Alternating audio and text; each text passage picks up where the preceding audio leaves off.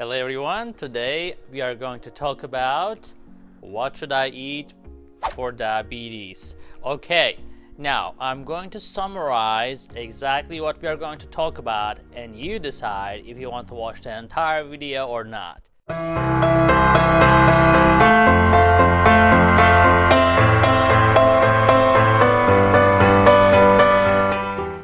I am Dr. Ahmet Ergin. I'm the founder of SugarMDs.com. And today you are going to get a very nice comprehensive review of diet and diabetes. Now we are going to talk about why diet is so important for diabetes, right? And we are going to give you some secrets about losing weight, how to lose weight with diabetes. We are going to talk about carbohydrate consistency, why it is so important to be consistent with carbohydrates. We are going to talk about carbohydrate counting. If you want to be precise with carbohydrate counting, especially if you're on multiple daily insulin injections, sometimes you have to be. And we will talk about how to count carbs precisely. We are going to talk about the serving size, carbohydrates, fats, proteins, how much you should eat, how do you calculate. And at the end of the video, we are going to talk about what should I eat. And with that, let's move on. Before we jump into the details, I want to explain to you what diabetes is. So if you're a new diabetic, most of the time people do not really understand why they became diabetic. Of course, genetic factors contribute to it, but the bottom line, especially for type 2 diabetics, right? So what happens is in time, our body becomes insulin resistant. So insulin is the hormone that allows your body to utilize the glucose, which is the primary energy source. So if your body is not able to get that glucose within the cells, then you're not going to feel good, your blood sugars will stay high. It's like you have $1 million locked in the bank, but you cannot pull your money. That's miserable, right? So most of the time, that's how patients with type 2 diabetes feel. They're tired and they keep gaining weight. Also, the reason for gaining weight, again, the problem with type 2 diabetes is not necessarily totally deficiency of insulin. They do not respond normal or even high levels of insulin. So most patients with type 2 diabetes actually have high insulin levels, not low, but they are unfortunately insulin resistant, and that is a problem. Especially every time they eat a carbohydrate containing food, their blood sugar tend to rise quickly because the insulin they have in their system is not working properly.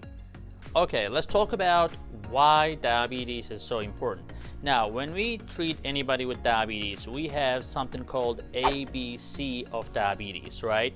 So A is your A1C. So if you do not know what A1C means, or you may have a little idea but not too much, you can definitely go to our website. We have an entire article about that at sugarmds.com/diabetes-education. Or just go to our website and go to diabetes education tab and you will find our article about that. Now, A is the A1C, right? And then B is the blood pressure and C is the cholesterol. So if you bring your A1C down but do not control your blood pressure or your cholesterol, then you will still have problems. As we discussed in our previous videos, 2/3 of patients with diabetes die from heart attacks or strokes.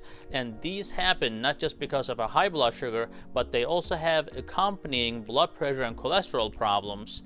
And every time your blood sugar is high, your blood pressure and cholesterol goal is even normal than a normal individual. So you may get hit with a blood pressure of 150/90 with diabetes way faster than somebody who does not have diabetes. Cholesterol is the same way. A normal cholesterol does not necessarily mean normal for a patient with diabetes. Their upper level is much lower when you have diabetes. So for example, the LDL cholesterol, the bad cholesterol, should be less than 100 for every diabetic. Although the upper limit of normal can go up to 160 when you run a blood test, it may look okay for a regular person, but when you have diabetes, your goal of LDL is much lower because in the environment of high glucose, the cholesterol makes a bigger impact to block your arteries and cause a heart attack. So as a result, when we talk about diet for diabetes, we are not only targeting your blood sugar, but we are also targeting your blood pressure and then your cholesterol as well. Of course, the key to improve your ABC for diabetes is losing weight. So how do we really lose weight then, right? So I'm going to give you a quick formula in terms of how much calories you should eat, right? So that's a common question that I get from my diabetic patients is, doctor, how much should I eat? Now, of course, counting calories and counting carbs is going to be extremely useful, but if you don't know what you're counting to, then that's not really going to help you, right? So you can count your calories, but if you're counting your 5,000 calories every day, of course, there's too much. Everybody would know that. But if you don't know your personal goal, then you will never achieve the weight loss goals, which will improve your A1C, your blood pressure, and your cholesterol. Now, how do you determine how much you should eat to lose weight? So first you determine what is your basal caloric needs, right? So or overall needs for any individual who is an active. Let's say talk about an active man. And men and women are different, age makes a difference sometimes, but let's talk about an active man. When I say active man, somebody who's always out at work, who works out, and those people generally require 15 calories per pound. So if you are 200-pound individual, that means that you're really, muscular and fit. You're gonna need around 15 times 200. That is around 3,000 calories. That is to maintain your weight. So if you're a sedentary man, if you're a woman, then you're probably, or an active woman, I would say, an active woman and sedentary man will need 13 calories per pound. Why am I putting the sedentary man and active woman just in the same bucket? Just because overall men burn more energy, more calories, they're more muscular, their bone mass is bigger. It's just a natural thing that the men burn more calories at the same weight. So as a result, 13 calories is if you're sedentary, and if you're a woman, active women, we are looking around 13 calories per pound to maintain your weight. Okay, now the next class would be sedentary women, or women who's after menopausal or after in their 40s. Generally, they need 10 calories per pound to maintain their weight. Again, these are ballpark figures. You may have a high metabolism or lower metabolism, but that's not going to be like 50 to 60% difference. If you are an individual with low metabolism, maybe you will have a 20% less needs than a person with a high metabolism.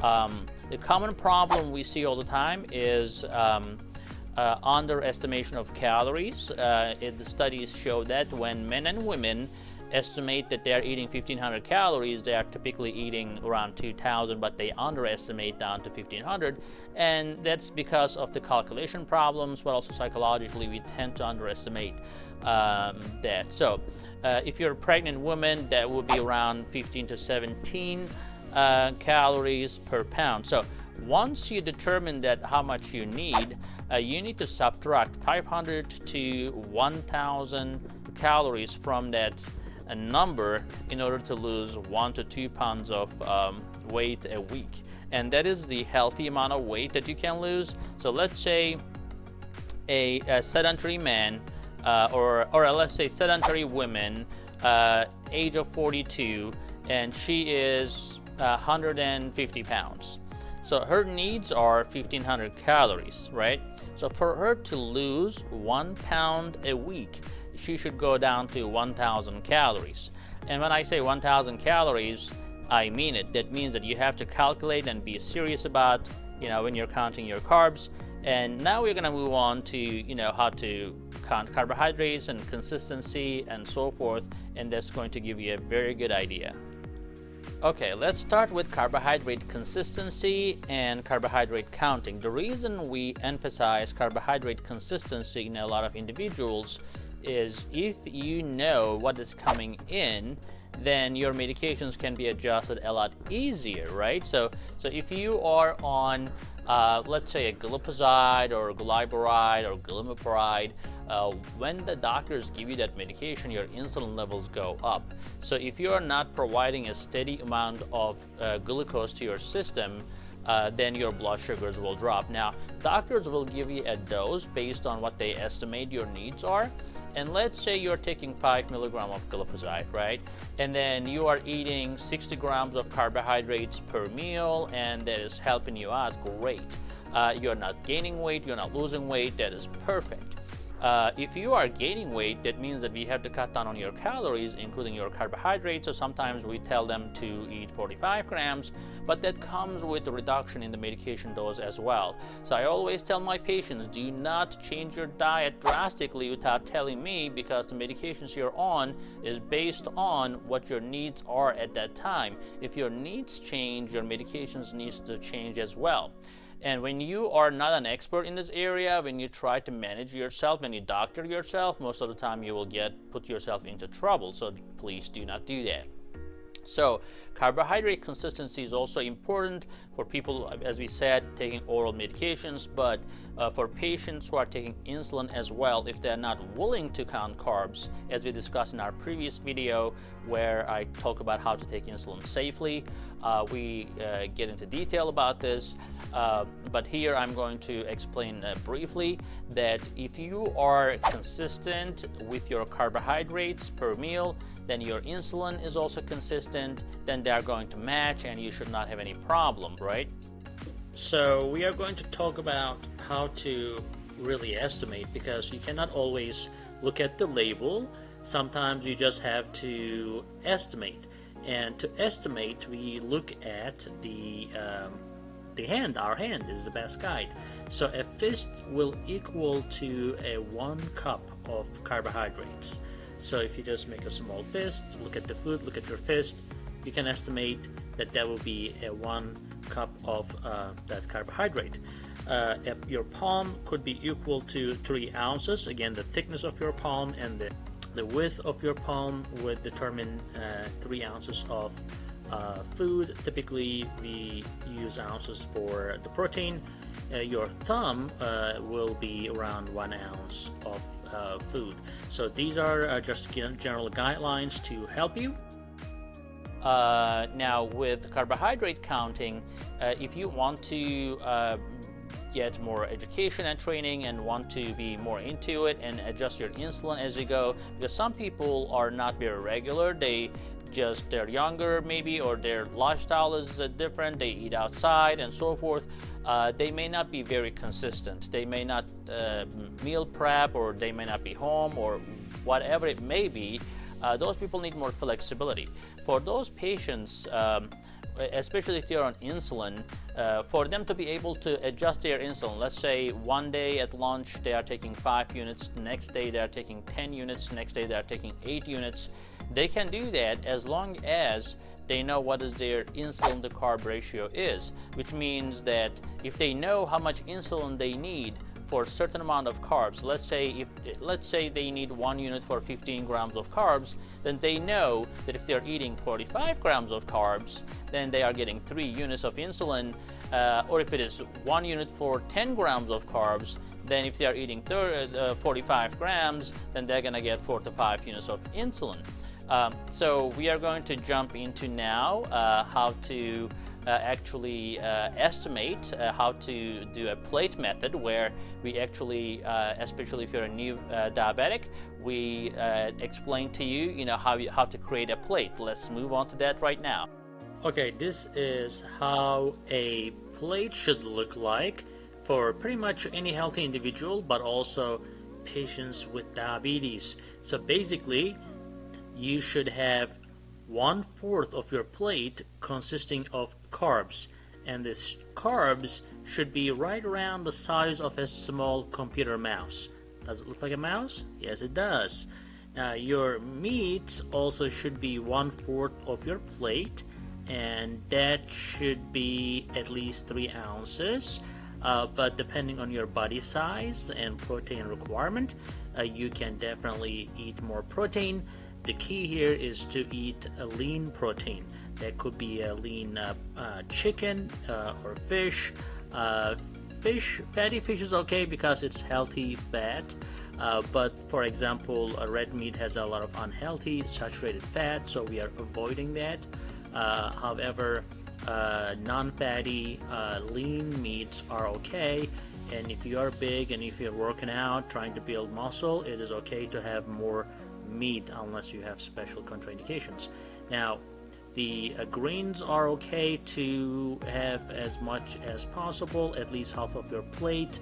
1 cup of uncooked vegetables is only 5 grams, so you don't have to count that. You only start counting these green vegetables if you are eating more than 3 cups, which is more than 15 grams of carbohydrates.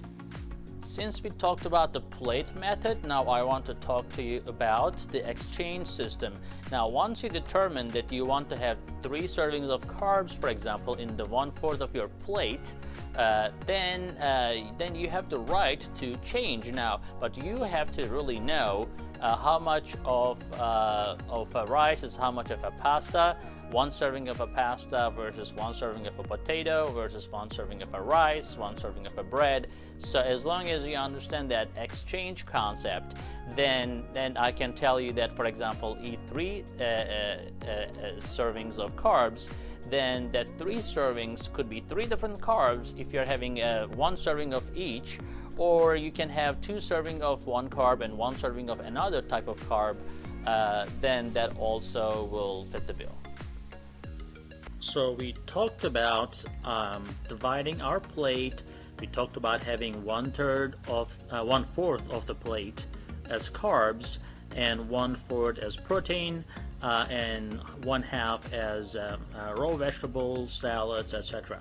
Now, how do we really estimate and how we really come up with a quick determination? So basically, if you're having pasta, 1/3 of a cup would be your 15 grams of carbs, which is 1 serving. For rice, that is also 1/3 of a cup. For potato, boiled potato, it is 1/2 of a cup.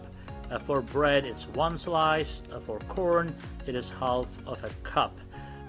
Again, the computer mouse can give you a size estimation in terms of your pasta, rice, potato, as far as 1 starch choice as 15 grams.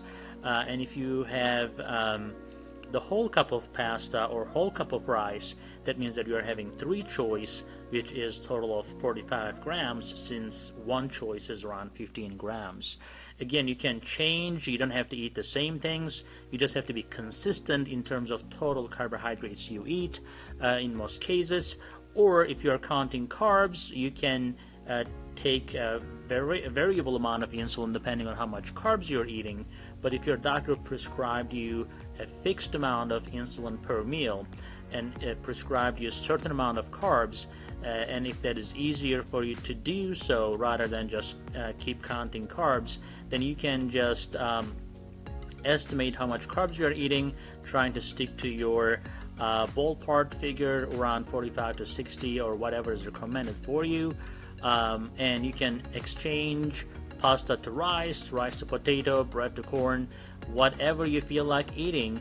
All you have to know is how much of that food is equal to 1 exchange, which is 15 grams of carbs. When it comes to your protein, this is your size of a deck of a cards. That is basically telling you that's around 3 ounces. You can use your palm as we discussed, so that is another way of doing it. So palm of your hand is around 3 ounces, or you can just imagine a size of a deck of cards. So you can this could be chicken, this could be fish or beef, whatever it may be. For those people who actually want to precisely count carbs, it takes time and effort. Yes, sitting down with the educator helps, but the educator is not going to infuse the information to your brain and lock it in. So now I'm going to show you a table where you can actually see commonly eaten carbs, commonly chosen carbs by many of us. And once you practice it, once you understand what you're doing, what you're eating commonly, then it's going to, the repetition is the key. You know, once you understand how much of a rice you're eating and how much of a carb is that, or how much of a bread you're eating and how much of a carb is that, then you get the hang of it. Then you don't have to necessarily open a book or Google things, or or go to your app to necessarily find out. So once you know, that becomes an essential information for you. But I think that is the key, understanding. So let's go to commonly consumed carbohydrates, and we'll take it from there. So I am going to give you this table here to give you an idea. You can take a screenshot if you want to. Basically, this gives you a serving size or portion for common foods that we typically eat and like and enjoy. Right, so let's go over a few of this. The bread part, that where most of my patients love, for example, bagel. I test my patients, for example, how much one bagel contain, how much carbs one bagel contain, and they will most of the time not know. They will make estimations, but half the time, or more than half the time, they're wrong. And I think an educated patient is the best patient in my opinion. You do not have to be smart, you don't have to be rich, you don't have to be tech savvy. All you have to know is your carbohydrates. An educated patient is the best patient in my eyes, because that will help you in the long run and in the short run to determine the best way of managing your diabetes, as this is the fundamental of diabetes care, where we most of the time fall short. Now, one bagel will be around 60 grams. Why? Because 1/4 of the bagel is around 15 grams, right? So that is our one serving is only 1/4 of a bagel. So if you're eating the whole bagel, you're eating 60 grams, right? So one serving is 15 grams, that the whole bagel will be 60 grams. If you look at bread, if it is a very reduced calorie, which is hard to find, but if you do, you can have 2 slices of those. More like a typical bread. If you look at the label, if the one serving is 15 grams, then it's 15 grams. If the one serving is 10 grams, it's 10 grams. You just need to know how much it is per slice. English muffin typically is 30 grams, the total thing. So half of that will be only one serving, which is your 15 grams. I don't want to call it one serving, because you do not just have to have just 15 grams, which is too little actually. So most of us will eat 45, 60, or 75 depending on your activity level. So as a result, as long as you know that half of an English muffin is your 15-gram exchange, then when you know that you're eating 2 English muffins, you're pretty much having 60 grams of total carbohydrates, or 4 servings of total carbohydrates. Your pancake is around 1. Your pita, 6 inches across, is if you're having half of that pita, that will be 15 grams. One plain roll would be 1 serving. A taco shell, 5 inches across, will be 2 serving, which is 30 grams. A tortilla is 1. A waffle is 1 if it is 4x4. Again, your cereals, your couscous, your granola, grits, pasta, you can find all these here for your information. I'm not going to go over it because that is really a long list here. Again, your fruits, a lot of people ask me, what should they eat? We have a separate video in terms of the fruits and how much fruits can be eaten and their serving size, etc. But if you look at here, for example, banana is a lot of people's favorite. A half a banana, around 4 ounces, will be your 15 grams. So if you're having a sizable banana, a full banana, then that will be around 30 grams of carbs. On the other hand, apple, 1 small apple will be 15 grams. Cherries, 12 of them will be 15 grams. 3 dates would be 15 grams and so forth. Again, the fruits have different glycemic indexes, so you need to pay attention to that as well. My favorite fruits are blueberries, blackberries, and let's see, orange is good in terms of the glycemic index being low. Strawberries are good, raspberries are good, watermelon is not that good, so you have to pay attention to that. Grapes are not that great, honeydew is not good. These ones, when I say not good, I mean it's going to spike your blood sugar due to glycemic index. But bottom line, this is a good list, and you can definitely Google anything. If you just Google and say, okay, you know, whatever that could be, just write it down, let's say an apple, and just put a space and carbs. Google will pull up from millions of websites exactly what you're looking for and will pop up onto your face. And that is as easy as that. For people with smartphones, that's great.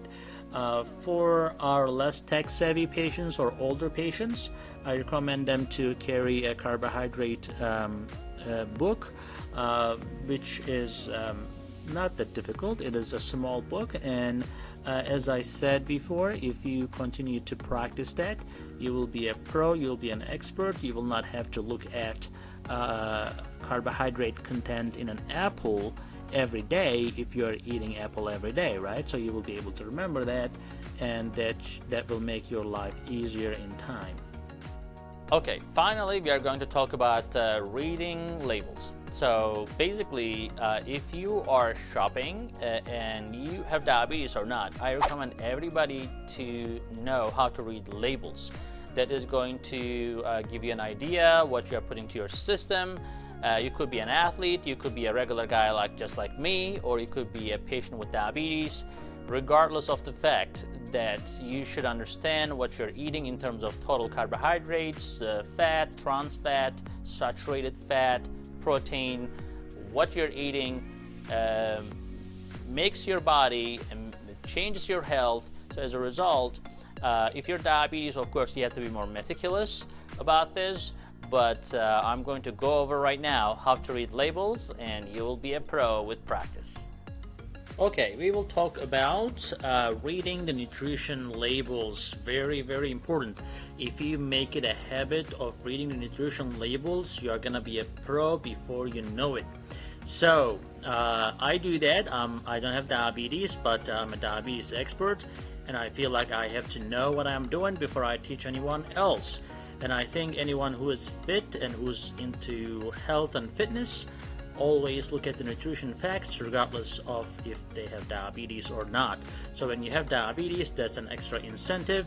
That is not an obligation. That is not that's not a torture for you. That is something you should seriously be doing anyways. So let's look at how we read those nutrition facts. Now, number one, you have to look at how many servings in that container. So they put this calories big here, 230, but that is per serving. So you're looking for 8 times 230. So if you are looking to eat this whole package, good luck with that. You are going to get around 1,700 or more calories just from this packaged food, right? So basically, you look at the serving size next. That is 2/3 of a cup. So that means that everything that is listed here, that is total fat, your total carbohydrates and protein, are within the 2/3 of a cup of this food. That is one serving size. So if you are thinking to eat 1 cup, then you have to think accordingly. For example, if there is 37 grams of total carbohydrates in this food per serving, and that is 2/3 of a cup, you can make the math and you can say, okay, well, 1/3 then would be, think about this, if this 37 gram is 2/3, then what would be the 1/3 of a cup? That would be pretty much half of this, right? So if the 2/3 of a cup is 37, then 1/3 of a cup would be half of this. So that would be around 18 grams. So if you are looking for the whole cup, that would be 18 times 3, which is 54 grams. So basically, if you are looking to eat 1 cup of this, which is more than 1 serving, then you can adjust your total carbohydrates being 54. So you can make your calculations accordingly. So if you are eating a fixed amount of carbs per meal, let's say you're trying to stick to 60 grams of carbs, that 54 grams almost puts you to your target. And then you can look into how much protein you're getting. So if you have a protein goal, as we discussed, an average sedentary man eats around 50 to 60 grams of carbs. But if you are more into sports, you're more active, and you're working out, lifting weights, you may definitely need more than that, as much as twice or even more than that, if you're burning it out and if you're building muscle. On the other hand, you also have to look at your total fat. The next thing you need to look at is saturated fat. We want to keep the saturated fat less than 10% in our diet. So basically what you're looking here is 5% of that food is saturated fat. So that is not necessarily a bad thing, because it is less than 10%. So anything you eat should have less than 10% saturated fat. Trans fat is 0, which is great. That's something we try to avoid. We do not want to have trans fat in our diet. Processed foods, most processed foods have trans fats. Margarines, hydrogenated oils, especially those cookies, pastries, they all have a lot of trans fat. So that is your biggest enemy. So you need to totally avoid that. Saturated fats are okay up to 10%, as we said. You pay attention to big time to your total carbohydrates. Again, even when you buy rice or you buy bread, most things are in packages nowadays, and you just have to have a quick glimpse to see how much carbs they have per serving, and then you will figure it out. And then again, if you're buying same things again and again and eating again and again, which most people do and we all do, then you do not have to look at that, because you have something called memory, right? You will memorize this next time. Unless you are buying something totally different, then you will have to look at their nutrition facts. But if it is something that you already know, then that becomes easier and easier as you go along, as you pay attention to your nutrition labels. Okay, the striking question finally, what should I really eat, right? So most people know what they're eating, but they don't know necessarily if it is good or not. So let's make a general statements here where you can pick what you want to eat from these choices. So in terms of carbohydrates, as you all know, lots of fruits and vegetables, legumes, food with high fiber content, right? Low fat dairy is okay as well. So carbohydrate wise, you can eat carbohydrates. How much carbs you should eat, that is based on your needs. Some people will need as low as 30 grams of carbs per meal, with some snacks in between, maybe 15 grams of snacks. Some people will need up to 60, 75 grams or more carbohydrates if they are very active individuals. So as we discussed about the caloric needs, so once you determine your caloric needs, around 40 to 50% of that can be carbohydrates. So as long as you're burning these carbohydrates and not letting the blood sugar go high, and you're maintaining your weight or even losing weight, then even if you're eating 60 to 75 grams of carbs per meal, is not going to really be a problem. Like personally, I eat around 75 grams of carbs per meal, but I work out a lot. As a result, I do not gain weight. If I was a patient with diabetes, I would have taken enough insulin to cover my carbohydrates. So I make sure that these sugars are going to my muscles, and then I burn that sugar later with the exercise and for my daily activities, of course. So as a result, as long as you maintain your weight, carbohydrate depends on your needs. Now, as we discussed in our article in our website, again in the sugarmds.com under diabetes education, which diet is best for diabetics, there I talk about in detail, but my favorite is the Mediterranean diet. I'm a Mediterranean. I'm from Turkey, but I mean that is one of the reasons that I prefer Mediterranean. But that's the only diet actually has been proven to reduce the mortality, which is dying from heart attacks and strokes. It has been proven to reduce the number of medications we give to patients. So as a result, Mediterranean diet is your best friend.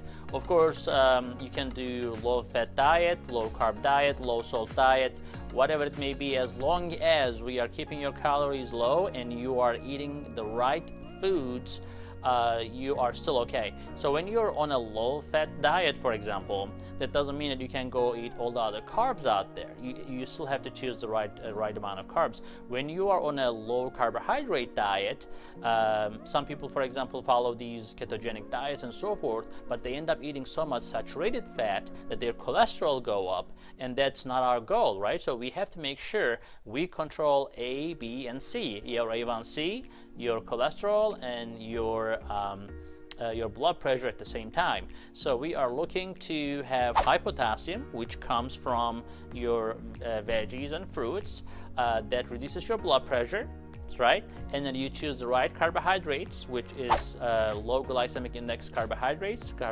with high fiber. That will help. And of course, when you are eating in a Mediterranean diet, for example, you eat carbohydrates, proteins, and fat. When you choose fat, you need to choose fat with very low saturated fat. So it is recommended to have less than 10% saturated fat in your diet. Again, saturated fats are commonly found in animal fat. So if you can avoid animal fat like steaks or red meat, if you're eating red meat, it has to be really lean. But if you're eating chicken, for example, taking the skin off, or trying to stick with the chicken breast or turkey will be really beneficial. That way you are getting the lean protein without the saturated fat in your diet. One thing that you have to totally avoid is trans fat. Trans fat recommendation in a person's diet for any individual is 0. So trans fat never helps you. That is the basic source of heart attacks and strokes. So hydrogenated oils commonly used in processed foods and commonly used in bakery. That's why we always tell patients avoid. Unfortunately, the biggest fall for our diabetic patients are bakery. Of course, everybody likes bakery. You just need to limit it to as low as possible. So if you like cookies, if you like to have cookies once a day, every day, instead of having 3-4 cookies, just have one. Take a walk after that. Limit it, and I think you will still be winning. But if you can totally avoid it, that's gonna give you the best health ever. Now we talked about the carbohydrates, we talked about the fat content. You are looking for polyunsaturated fat, which are found in sunflower oil, canola oil, and olive oil, right? Nuts are extremely important. When you are having nuts, actually, that not only satisfies your hunger, but also gives a good amount of fat. So we do not necessarily tell patients avoid fat totally, but you can have healthy fats such as olive oil, nuts, canola oil are all fine. We do not recommend frying things just because it increases your overall calories. Remember, when you're on a diet, you always have to keep your total calories in mind, as we discussed in our previous in the beginning of the video. You have to always keep in mind how much calories you are getting. And when things are fried, their calorie count goes sky high. No matter how healthy the fat is, the overconsumption will still make you gain weight. And when you gain weight, you become insulin resistant, your cholesterol goes high anyways. So as a result, we have to keep our calories down, eat healthy fat, eat the right amount of carbohydrates and the right carbohydrates, And when it comes to the carbohydrates, as we discussed, it needs to be low glycemic index. Try to keep your glycemic index below 60 in most of the carbohydrates you eat. Try to eat fiber in your diet. Around 25 to 30 grams of fiber is recommended in a person's diet. That includes patients with diabetes. And when you count your carbohydrates, it is okay to take the fiber off. So if you're having 45 grams of carbs, but there's 10 grams of fiber in that, it is okay to count as 35. We call that net carbs. So I hope that video was helpful to you. And if it is, please give a thumbs up and subscribe to our channel for many more videos to come so you don't miss anything.